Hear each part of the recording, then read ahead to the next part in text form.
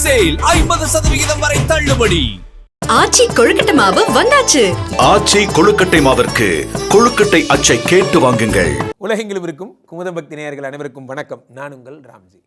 மீனராசிக்காரர்கள் வாழ்க்கையில் என்ன நடக்கப் போகிறது, பிறவி பலன்கள் என்ன? மீனராசிக்காரர்களை பற்றி சொல்வதென்றால் அதற்கு தமிழில் வார்த்தைகள் போதாது என்றால் அது மிகையாகாது. ஏன் அப்படின்னா, மீனராசிக்காரர்கள் தனுசு ராசி சில்ட்ரன்ஸ் ஆஃப் குரு. நீங்கள் அடுத்தவரை கொலைப்படுவீங்க, அடுத்தவங்க உங்களை கொலைப்பட மாட்டாங்க. இது நீங்கள் இதற்காகவே இந்த ஜென்மா என்ன அப்படின்னா, இந்த டீமில் யாருமே நிம்மதியாக இருக்கக்கூடாது, எல்லாரையும் கொலை பண்ணணும், அது உங்களுடைய வேலையாக இருக்கும்.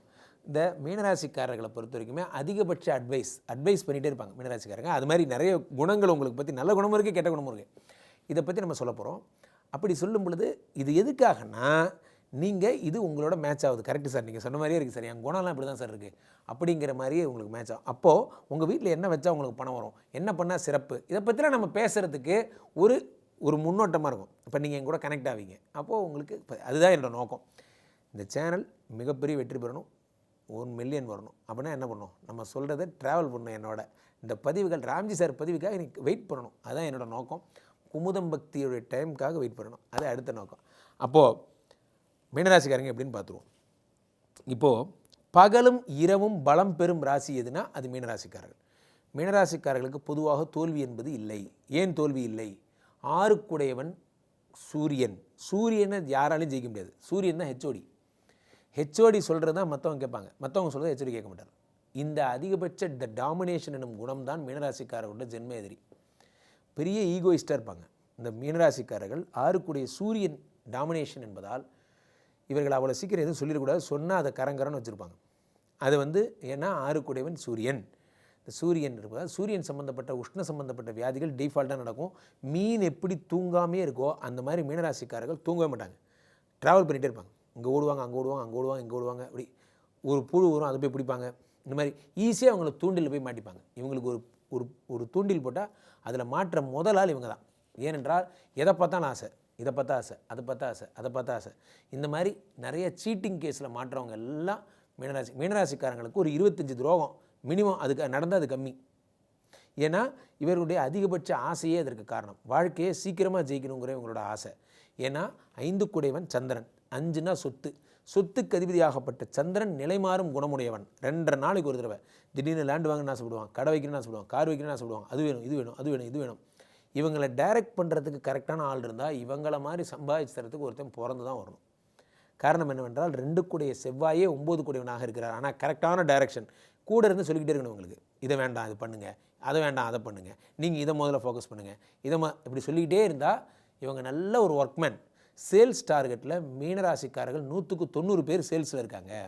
அவங்க ஒரு டார்கெட் வச்சுப்பாங்க, இன்றைக்கி இவ்வளோ டார்கெட்டு, இந்த டார்கெட் அச்சீவ் பண்ணணும். இதெல்லாம் சேல்ஸ் டார்கெட். அந்த குணம் இவர்கள்லாம் மௌன ராசி அப்படின்னு சொல்லலாம், அமைதியாக இருக்கக்கூடிய ராசி. சோம்பேறிகளுக்கெல்லாம் ஒரு தலைவன் யார் அப்படின்னு வச்சிங்கன்னா அது மீனராசிக்காரங்களாம் சொல்லலாம். இவர்கள் பெரும்பாலும் உடல் உழைக்காத வேலைகளை செய்பவர்கள், ரொம்ப இன்ட்ரெஸ்ட் உடையவர்கள். மீனராசிக்காரர்கள் ஆன்மீகவாதிகள். மீனராசிக்காரர்கள் பெரும்பாலும் மற்றவர்களுக்கு பணி தள்ளு தள்ளு தள்ளு தள்ளு தள்ளு. ஒரு ஆணி அடிக்க தெரியாது, நீங்கள் செவுத்தில் ஆணி கூட அடிக்க தெரியாதுன்னா அது மீனராசிக்காரங்க கன்ஃபார்ம் பண்ணிடலாம். ஆனால் அங்கே பேசுவாங்க. ஆக்சுவலாக அந்த கார்பரேட் டிசைன் எப்படி தெரியுமா இருக்கணும், அது லிட்ரலி அதை அப்படியே தொங்கணும், அது அப்படியே பார்த்தீங்கன்னா அப்படியே காற்றுல ஆடிக்கிட்டே இருக்கணும் அப்படிம்பாங்க. அது என்னென்னு பேர் தெரியுமா? அதெல்லாம் எனக்கு கேட்கக்கூடாது, என் கற்பனை மட்டும் கேளு, இதை நீ வடிவமைச்சிக்க, அது ஏன் வேலை கிடையாது அப்படிம்பாங்க. பெரிய இந்த டீம் லீடர்ஸ்லேயே சில பேர் இருப்பாங்க, டெக்னிக்கலாக பேசுகிற டீம் லீடர். ஒரு காட்சியை உருவகப்படுத்த சொல்லி உங்கள்கிட்ட சொல்லுவாங்க, நீங்கள் கொடுக்குறதான் உருவகம். இந்த மாதிரி டீம் லீடர் வாங்க. ஆக்சுவலாக உள்ளே வந்தால் ப்ளசண்ட்டாக இருக்கணும், டிவைனாக இருக்கணும், ஒரு ஃபீல் ஆகணும், ஒரு எக்கோ எஃபெக்ட் இருக்கணும். அது மாதிரி நீங்கள் பண்ணுங்கம்பாங்க. ஐயா அது என்னன்னு கொஞ்சம் புரிகிற மாதிரி நான் தான் சொல்லிட்டேனே, எக்கோ அடிக்கணும். நீங்கள் எக்கோ அடிக்கிற மாதிரி வச்சுக்கணும். இது என்ன நான் பேசுனா எனக்கே கேட்குது. நேற்று நீங்கள் தான் எக்கோன்னு நீங்கள், அந்த எக்கோ வேறு, இந்த எக்கோ வேறு எதாவது பெட்டர் ட்ரைனே ஒரு 5 தடவை நீங்கள் கடைசியாக உங்களை என்னால் புரிஞ்சிக்கவே முடியல. கடைசியாக இந்த அண்ணாமலை படத்தில் ஒரு டைலாக் வரும், கடைசியாக உங்களை என்னால் புரிஞ்சிக்கவே முடியல, என்னாலேயே என்னை புரிஞ்சிக்கவே முடியல அப்படிவாங்க. அந்த மாதிரி இவருக்கு என்ன எஃபெக்ட் வரும்னு இவருக்கே முதல்ல தெரியல. ஆனால் அதுக்காக ஒரு 5 நாள் அந்த டீம் மெம்பர் உங்களுக்கு 5 எக்கோ வெண்டரை கூப்பிட்டான் பார்த்தீங்களா, 5 பேரும் கையெழுத்து போட்டு கொடுத்துட்டு போயிடுவாங்க. இனி வாழ்க்கையில் இந்த கம்பெனிக்கு மட்டும் நான் வரமாட்டேன் போடான்ட்டு போயிடுவாங்க. அதெல்லாம் நடக்கும். ஏன்னா உங்களுடைய கற்பனைக்கு டெக்னிக்கல் விளக்கம் உங்களுக்கு கொடுக்க தெரியாது. கற்பனையாகவே பார்ப்பீங்க. ஒரு அட்ரஸ் கூட இந்த இடத்துல நிறைய மரம்லாம் இருக்குமே, அங்கே போனால் கூல்ட்ரிங்க்ஸ் கடைலாம் இருக்குமே, இப்படி தான் நீங்கள் நினைவு வச்சுப்பீங்க. அந்த இடத்த கூட டெக்னிக்கலாக யோசிக்க மாட்டீங்க. அந்த இடமே அது தேவையில்லை சார், ஒரு பூங்கா இருக்கும் பக்கத்துலேயே, அங்கே கூட அந்த பசங்களை விளாண்டுருப்பாங்களே, இதெல்லாம் ஒரு அடையாளம்னு நீங்கள் வச்சுருப்பீங்க மனசில். இதெல்லாம் ஸ்லோவான மனக்கற்பனை அதிகம். எதுக்கு இதெல்லாம் ஒரு பாயிண்ட்டுன்னு பேசுகிறீங்களா சார்னா, மீனராசிக்காரங்களை பொதுவாக பாயிண்ட்டே கிடையாது. இது மாதிரி ஏதாவது சொல்லிக்கிட்டே தான் உண்டு. ஏனென்றால் மீனராசிக்காரர்கள் தண்ணீரில் வாழ்பவர்கள், தண்ணீரிலே இருக்கிற ஒரு வாழ்க்கை. அதனால் இவங்க வாழ்க்கை இப்படி தான் இருக்கும். இதில் பெரும்பாலும் ஸ்பெசிஃபிக் பாயிண்ட்ஸ்னு மீனராசிக்காரருக்கு எதுவும் கிடையாது. இரவு நன்று, இவர்களுக்கு பூகம்பம், பிரளயம், மழை, இடி இதெல்லாம் பயம். ஒரு மீன் எதெல்லாம் பார்த்து பயப்படுமோ அதெல்லாம் நீங்களும் பயப்படுவீங்க. நீங்கள் ஒரு மீன் தான், ஆனால் ஒரு பெரிய சுறா மீன், ஆனாலும் மீனோட குணம் தான் உங்களுக்கு இருக்கும். உங்களுக்கு இந்த மழை, இடி இதெல்லாம் பார்த்து பயம், எதை பார்த்தாலும் பயம், குளிர் தாங்கவே மாட்டீங்க. ஆனால் நீங்கள் தண்ணீரில் வாழ்பவர்கள், ஆனால் குளிர் தாங்கவே மாட்டீங்க. மீனராசிக்காரர்கள் பெரும்பாலும் பார்த்தீங்கன்னா நிறைய ட்ரிங்க்ஸ் சாப்பிட்டே இருப்பாங்க. காஃபி குடிப்பாங்க, மோர் குடிப்பாங்க, தண்ணி குடிப்பாங்க, குடிச்சிக்கிட்டே இருப்பாங்க. அவங்க வந்தால் காஃபி டீ மோர், காஃபி டீ மோர், காஃபி டீ மோர். இவர்கள் மட்டும் தீர்த்தவாரியில் மாட்டிக்கிட்டாங்கன்னா இவங்களை காப்பாற்ற யாராலையும் முடியாது. குடிச்சிக்கிட்டே இருப்பாங்க. காலைல குடிப்பாங்க, நைட்டு குடிப்பாங்க, மத்தியானம் குடிப்பாங்க. என்ன சாப்பிட்றீங்க? ஆக்சுவலாக லைட்டாக அப்புறம் ஹெவியாக, அப்புறம் ரொம்ப ஹெவியாக, காப்பாற்ற முடியாத அளவுக்கு போய்டும். அந்த மாதிரி ஆகிடுவாங்க. இவர்கள் இந்த ஒரு பழக்கத்தில் மட்டும் விடவே கூடாது. மீனராசிக்காரர்கள் இதை பார்த்துட்டு யாராவது இருந்தால் தயவுசெய்து கீழே போட்டு உடச்சிருங்க. இது உங்களை அழித்து விடும், கொன்று விடும். காரணம், 5 கூடியவன் சந்திரன். நீர் என்றால் உங்களுக்கு ரொம்ப பிரியம். திம்னு கிடையாது. சில பேர் சும்மாவே சோடா வாங்கி குடிப்பாங்க, மயக்கமாக இருந்துப்பாங்க. இதெல்லாம் இந்த சேட்டையெல்லாம் அதனால தான். ஸோ அப்போ ஏற்றுமதி இறக்குமதி இதெல்லாம் உங்களுக்கு கண்கண்ட தொழில். உங்களுக்கு ஃபாரின் போனால் தான் சார் வாழ்க்கை. ஃபாரினில் நீங்கள் ஃபாரினோட டைப் வைக்கணும். சார் என்னோடய பிரான்ச் ஒன்று இங்கே இருக்குது, நான் அங்கே போவேன், அந்த கண்ட்ரிக்கு போய் அங்கேருந்து வருமானம் எனக்கு வரும். கண்ட்ரி விட்டு கண்ட்ரி வருமானம். இங்கேருந்து இதை நாங்கள் ஏற்றுமதி பண்ணுறேன், இதை நாங்கள் இறக்குமதி பண்ணுறேன் அந்த கண்ட்ரியிலேருந்து, அதை இங்கே டிஸ்ட்ரிபியூட் பண்ணுறேன். இந்த வேலை உங்களுக்கு பிரமாதமாக வரும். அதே மாதிரி 4-7 கூடிய புதன் என்பதால் நீங்கள் மட்டும் ஜோதிடம், அறிவு, சமயம், மதம் சார்ந்த விஷயங்களை ஈடுபட்டிங்கன்னா உங்களை அடிச்சிக்க முடியாது. காரணம் 4-7 கூடியவன் புதன். கிளாஸ், மோட்டிவேஷன் ட்ரைனிங் கிளாஸ், இந்த பட்டிமன்றத்தில் நாடு தான் நமக்கு தான் செய்ததென்ன என்று 40 இலக்க கேள்வி நல்லா பேசுவீங்க. தமிழ் பேச விட்டால் உங்களை அடிச்சிக்க முடியாது. காரணம், உங்களுக்கு இந்த பேச்சு போட்டி, இந்த சொல்கிறாங்கல்ல தான் நல்லா தமிழ் பேசுகிறது, கேம்பெயினிங் பண்ணுறது, நான் சொல்ல மாட்டேன் ஏன்னா அதெல்லாம் அடுத்த பதிவு. இதெல்லாம் உங்கள் குணம். அதில் என்ன பண்ணலாங்கிறத அப்படின்னு நான் சொல்ல ஆரம்பிச்சிட்டேன், என்னையே அறியாமல். நம்ம அதை அடுத்த பதிவில் பார்ப்போம். இதெல்லாம் உங்கள் குணம், ரைட்டா, விட்டுருவோம். அப்போது ஏற்றுமதி இறக்குமதி போன்றவை உங்களுக்கு வரும். அடுத்து, இயற்கையாகவே வாக்குப்பளிதம் அதிகம். மேஷராசி, இந்த மீனராசிக்காரங்க எது சொன்னாலும் நடந்துடும். அங்கிட்டு போகாதரா பஞ்சராயிரன்னு சொல்லுறதுல வண்டி ஆக்சிடென்ட் ஆகி கீழே விழுந்துடும். இந்த மாதிரி ஐயோ வாயில் விழுந்து எந்திரிக்கூடாதுன்னு, அது நீங்கள் தான், உங்கள் வாயில் விழுந்து எந்திரிக்கூடாது. இதெல்லாம் நடக்கும்.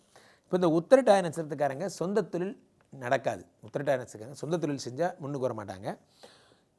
தொழில் 2வது தொழில், முதல் தொழில் வெற்றி கிடையாது, 2வது தொழில் தான் வெற்றி அடையும். உத்திரட்டாதி நட்சத்திரம் இந்த ஃபுட்டெல்லாம் பண்ணுவாங்க, சாப்பாட்டு கடை அதெல்லாம் பண்ணுவாங்க. ரேவதி நட்சத்திரக்காரங்க ஜாமீன் போடக்கூடாது. சார் நான் ஏற்கனவே சொன்னேன், கும்பராசிக்காரர்கள் வேலையை விட்டுட்டு திண்ணை மேலே உட்காந்து சொல்லுவாங்க. அதேமாதிரி மீனராசிக்காரர்களும் வேலையை விட்டுருவாங்க, திண்ணை மேலே உட்காந்து நியாயம் சொல்லுவாங்க. அவங்க வீட்டில் ஒரு சட்டன் ஏஜுக்கு அப்புறம் இவங்க வேலைக்கு போகிறத வெறுத்துருவாங்க. கும்பராசிக்காரங்களும் வெறுத்துருவாங்க, மீனராசிக்காரங்களும் வெறுத்துருவாங்க. எல்லாருக்கும் அட்வைஸ் பண்ணுவாங்க, ஆக்சுவலாக வாழ்க்கைன்னா என்ன தெரியுமாப்பா அப்படின்னு சொல்லுவாங்க. ஒரு 45 வயசுக்கு அப்புறம் வேலைக்கு போக மாட்டாங்க. இந்த 40 to 50 மீனராசிக்காரங்களை பிடிச்சி வைக்கிறது ஒரு பெரிய சாமர்த்தியம். சில பேர் வாலண்டியர் ரிட்டையர்மெண்ட் பண்ணிடுவாங்க, சில பேர் பெரிய கம்பெனி பதவியாக இருக்கும், அந்த வேலையை தூக்கி போட்டு வந்துடுவாங்க. இதெல்லாம் அவங்களோட குணம். காரணம் என்ன, இவங்களுக்கு அட்வைஸ் பண்ணுறது தான் அவங்களுக்கு பிடிக்கும். இவங்களுக்கு யாரும் வேலை சொல்லக்கூடாது, இவங்க மற்றவங்களுக்கு வேலை சொல்லுவாங்க, இதுதான் அவங்களுக்கு பிடிக்கும். அது அந்த மாதிரி. ஸோ அப்போது பாலாரிஷ்ட தோஷம் இருக்கும். சர்ப்பம் தீண்டும். மீனராசிக்காரங்க ரேவதி நட்சத்திரக்காரங்க இருந்தாங்கன்னா சர்ப்பம் தீண்டும், புற்று பக்கம் போகவே கூடாது. இது ஏன்லாம் தெரியாது, ஆனால் நடக்கும். பாம்பு கடிக்க வர்றது, பாம்பு துரத்துறது இவங்க வாழ்க்கையில் நடந்திருக்கும். அதெல்லாம் அதே மாதிரி மன வாழ்வு ஏமாற்றமாக இருக்கும். பெரும்பாலும் மீனராசிக்காரங்களுக்கு 2 பொண்டாட்டி. மீனராசிக்காரங்க யார் இருக்காங்களோ அவங்களுக்கு 2 மனைவி என்பது டிஃபால்ட். நாட் ஒன்லி மிதுனம், கன்னி, தனுசு, காத்து வாக்கில் 2. இவர்களுக்கு ஒன்று அதிகாரப்பூர்வமாகவே நடக்கும், அல்லது சில பேர் மாமா பொண்ணை கல்யாணம் பண்ணியிருப்பாங்க, டைவர்ஸ் நடந்திருக்காது. அவங்க சும்மா அதெல்லாம் வேணாம் சார், பஞ்சாயத்தில் அத்து விட்டாங்க, நீ கல்யாணம் பண்ணிக்கோங்க சார், எனக்கு குழந்தைல அந்த மாதிரிலாம் சொல்லி பிரிஞ்சு போனவங்கலாம் உண்டு. அவங்களும் மனைவி ஸ்தானம் தான், இவங்களும் மனைவி தான், டைவர்ஸ்லாம் ஒன்றும் ஆகலை. அப்படிலாம் கிராமத்தில் நிறைய பேர் வாழ்கிறாங்க பார்த்தீங்களா, அந்த அமைப்பெல்லாம் இவங்களுக்கு தான் வரும். அக்கா தங்கையாகவே கூட இருப்பாங்க சில பேர், அந்த மாதிரிலாம். ஸோ இப்போ 1-10 கூடிய பிறந்தவுடன் கர்மம். மீனராசிக்காரங்க ஒரு வீட்டில் பிறக்கிறாங்கன்னா அவங்க பிறந்தவுடன் அவங்க வீட்டில் ஏதோ ஒரு கர்மம் ஏற்பட்டிருக்கும். அதே மாதிரி ஏற்றுமதி இறக்குமதி வெளிநாட்டு வர்த்தகம்லாம் இவங்க வீட்டுக்கு வரும். உடைக்காத வருமானம் தான் வரும். உழைக்கிற வருமானம் வராது. இவங்க ஹார்ட் ஒர்க் பண்ணால் நடக்காது. ஸ்மார்ட் ஒர்க்கு, ஏஐ பண்ணுறது, டெக்னாலஜி பண்ணுறது, பணத்தை சம்பாதிக்கிற ஐடியா பண்ணுறது, இதெல்லாம் இவங்களுக்கு வரும். அதே மாதிரி இவங்க வாழ்க்கையிலே ஷேர் மார்க்கெட் பக்கம் போகவே கூடாது. சார் ஷேர் மார்க்கெட் போகக்கூடாதுங்கிறீங்க, அக்கா உழைப்பாத வருமானம் வருங்கிறீங்க. ஷேர் மார்க்கெட்டும் கிடையாது, உழைப்பும் கிடையாது. அது இல்லாமல் வேறு பிஸ்னஸ். ஃபார் எக்ஸாம்பிள் இது ஆள் சேர்த்து விடுறது. நான் ஒரு கம்பெனி ஆரம்பிச்சிருக்கேன், கிளைண்ட் ரெஃபர் பண்ணுறேன். நான் ஒரு கேஸ் வரும், எனக்கு வர கிளைண்ட்ஸ்லாம் உங்களுக்கு ரெஃபர் பண்ணுறேன். இந்த ரெஃபரன்ஸ் கொடுத்தா இவங்களை சூப்பராக ப்ரோக்கரேஜும்பாங்கல்ல, அது இவங்களுக்கு வரும். ஒரு லேண்ட் ஒருத்தன் வச்சுருக்கான், ஒருத்தன் வாங்க போகிறான். 2 பேருக்கு மீடியேட்டர் நான். இவன் விற்பான், வாங்குவான். ஏன்னா எனக்கு ஒரு கமிஷன் கிடைக்கும். இதெல்லாம் நீங்கள் தான், இதுதான் அந்த குணம். ஸோ அப்போது பார்க்க முடியும். ஆன்மீக நண்பர்கள் எல்லாம் பார்த்தீங்கன்னா இந்த மாதிரி கூடா நட்பு. 3 8 கூடையவர். பெண்களால் அவமானம் மீனராசிக்காரங்களுக்கு நிச்சயம் உண்டு. லைஃப் ஃபுல்லாக நடந்துக்கிட்டே இருக்கும். பெண்கள் கூட பழகவே கூடாது நீங்கள். அடுத்து 3 8 கூடையவர் அதே மாதிரி இதாக இருப்பதால் 3 கூடையவனே 8 கூடையவனாக இருப்பதால் சகோதரர்கள் இருந்தாலும் எந்த பிரயோஜனமும் கிடையாது. இதெல்லாம் நடக்கும். 4 7 கூடையவர் வீடு வண்டி வாகனம் போன்றவை. பெரும்பாலும் மீனராசிக்காரங்க வண்டியே வாங்க மாட்டாங்க. கடைசி வரைக்கும் காரே வாங்க மாட்டாங்க. ஆனால் ஒரு நாளைக்கு 10 காரில் போவாங்க. ஏன் அப்படின்னா இவர்களுக்கு எல்லாமே கால் டாக்ஸி, வாடகை எல்லாமே ஹையரிங்லேயே தான் அவங்களுக்கு ஓடும். வாடகை வீட்டிலே இருப்பாங்க. சொந்த வீடுகளில் லைக் பண்ண மாட்டாங்க. பெரும்பாலும் இவங்க பார்த்தீங்கன்னா வீடு எல்லாத்தையும் மாற்றிக்கிட்டே இருப்பாங்க. பிடிக்கலையே தூக்கி போட்டுருவாங்க, வேறு மாற்றிப்பாங்க. பிடிக்கலையே தூக்கி போட்டுருவாங்க. இந்த மாதிரி ஒரு பொருள், ஃபார் எக்ஸாம்பிள் இந்த மொபைலு 1.5 லட்ச ரூபா மொபைல் வாங்கினா 10 வருஷத்துக்கு கேரண்டி. அது எதுக்கு எனக்கு போர் அடித்தா நான் 3 மாதத்தில் தூக்கி போட்டு வேறு மொபைல் வாங்குவேன். 50,000 போச்சு, போனால் போகுது சார், வாங்கினா என்ஜாய் பண்ண 3 மாதம். காசு இவங்களுக்கு மேட்டர் இல்லை. ஆனால் புதியதாக இருக்கணும். உங்களுக்கு எல்லாம் புதுசாக இருக்கணும். சட்டை வாங்கிட்டே இருப்பாங்க, மாற்றிக்கிட்டே இருப்பாங்க. பழைய சட்டையை திரும்பி கூட பார்க்க மாட்டாங்க, தூக்கி போட்டுருவாங்க. அப்படியே மனசாச்சு இல்லாமல் ஸ்க்ராப் பண்ணுவாங்க. இதெல்லாம் அவங்க குணம். அதே மாதிரி கூட்டுத்தொழில் ஆகாது. மனைவியின் பேரில் சொத்து வாங்குவாங்க. கூட்டுத்தொழில் இவங்களுக்கு ஆகவே ஆகாது. அதே மாதிரி சந்திரன் தாய் மாமா அவங்க ரொம்ப பெனிஃபிட்டாக கிடைப்பாங்க. சந்திரன் அம்மா ரொம்ப பிரியமாக இருப்பாங்க. அப்பா பெரும்பாலும் இவங்களுக்கு செட் ஆகிறது இல்லை. ஏன்னா 6 கூடையன் சூரியன்னு சொல்லிட்டேன். சூரியன்னா அப்பா அவங்களுக்கு செட் ஆகிறது இல்லை. பெரும்பாலும் அம்மா பிள்ளை.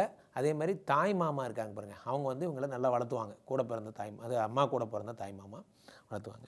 6ஆம் இடத்துல அரசு உத்தியோகத்தில் ஆசை இருக்கும். அரசு பணியில் போகணுங்கிறது இவங்க நோக்கமாக இருக்கும். சின்ன வயசில் நிறைய குவார்ட்டர்ஸில் வளர்ந்துருப்பாங்க. ஹெச்ஜிசி குவார்ட்டர்ஸில் வளர்ந்தேன், தெர்மல் குவார்ட்டர்ஸில் வளர்ந்தேன். இந்த மாதிரி எங்கள் அப்பா பவர் பிளான்ட்டில் இருந்தார். எங்கள் அப்பா இந்த அரசு ப்ரெஸ்ஸில் இருந்தார். அந்த ப்ரெஸ்ஸோடைய யூனியன் இது இருக்கும், அந்த குவார்ட்டர்ஸ் இது இந்த அடுக்குமாடி குடியிருப்பு, இது குடிசை மாற்றுவார். அந்த ஏதோ ஒன்று அவங்க அப்பாவோட தகுதிக்கு ஏற்ற மாதிரி அந்த குவார்ட்டர்ஸில் அவங்க இருப்பாங்க. ஆசிரியர்களுக்கு குவார்ட்டர்ஸ் அந்த மாதிரி அரசு அந்த குவார்ட்டர்ஸில் இவங்களோட லிங்க்ஸ் எல்லாம் நிறையா இருக்கும்.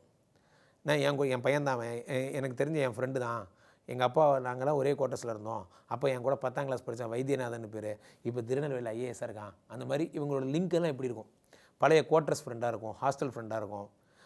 அவங்க அப்பாவும் அரசு பணியாளர், அவங்க அப்பாவும் அரசு பணியாளர். அவங்க 2 பேரும், அவங்க அப்பா டைரக்டராக இருந்தார், எங்கள் அப்பா அப்போ போலீஸில் இருந்தார். இந்த மாதிரி தான் அவங்க ஃப்ரெண்ட்ஸ் எல்லாம். ஸோ அடுத்து ஆண் குழந்தை இருந்தால் பெண் குழந்தை இல்லை, பெண் குழந்தை இருந்தால் ஆண் குழந்தை இல்லை. உங்களுக்கு அது டிஃபால்ட்டாக நடக்கும். ஒரு பெண் பிறந்தால் அடுத்தது பெண் தான் பிறக்கும். ஒரு ஆண் பிறந்த இதெல்லாம் அனுபவபூர்வமான உண்மைங்க. இதுக்கு அடிப்படையெல்லாம் கேட்காதீங்க. 2வது தொழில் தான் நிரந்தரம். ஃபஸ்ட்டு ஒரு கம்பெனியில் வேலைக்கு சேர்ந்தேன் சார், ராஜா மாதிரி இருந்தேன், ஆனால் துரத்தி விட்டாங்க சார். அப்புறம் 2வது கம்பெனியில் சேர்ந்தேன், அதுதான் சார் எனக்கு வந்துச்சு. 2வது மனைவினாலும் 2வது தான், தொழில்னாலும் 2வது தான், எதாக இருந்தாலும் 2வது தான்.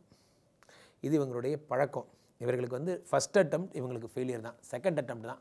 பிஸ்னஸாக இருந்தாலும் அப்படி தான். எடுத்தோன்னே ஃபஸ்ட்டு கை வைப்பாங்க, சூடுபடுவாங்க. 2வது தொழில் பிக்கப் ஆவாங்க. உடல்நிலை அப்படி தான். நான் தெரியாமல் ஒரு தப்பு பண்ணேன், உடம்புக்கு எடுத்துக்கிட்டேன், இனிமேல் பண்ண மாட்டேன், அதோட பெருசாக பண்ணுவாங்க. ஸோ எல்லாமே பட்டு தெரிஞ்சுப்பாங்க. அதுதான் மீனராசிக்காரங்க குணம். அப்போது மீனராசிக்காரங்க என்ன சொல்ல மாட்டேன், அதை அடுத்த பதிவில் தான் சொல்லுவேன். என்ன பண்ணால் அவங்களுக்கு லைஃப் வருங்கிறது இதில் சொல்லக்கூடாது, நம்ம சட்ட விதி. ஸோ அப்போது பிறப்பு ரகசியம் இதெல்லாம். சார் சொல்லுங்கள் சார், வெயிட் பண்ணுங்கள் சார், அப்போ தானே நீங்கள் அடுத்த பதிவு பார்ப்பீங்க. நீங்கள் சப்ஸ்கிரைப் பண்ணணும், கமெண்ட் பண்ணணும், லைக் பண்ணணும். 1 மில்லியன் கொண்டு வரணுமே, சும்மாவா? அப்போ உங்களுக்கு இதெல்லாம் மேட்ச் ஆனால் கீழே கமெண்டில் என்ன போடுவீங்க? ஆமாம் சார் கரெக்டு, எங்கள் வீட்லேயும் ஒரு மீனராசிக்காரன் ஒருத்தர் இருக்கான், இதே மாதிரி நடந்ததெல்லாம் அப்படியே நடந்ததுன்னு சொல்லிங்கன்னா எனக்கு மகிழ்ச்சியாக இருக்கும், சந்தோஷமாக இருக்கும். ஸோ மீண்டும் நல்ல பதிவில் சந்திப்போம். நன்றி, வணக்கம்.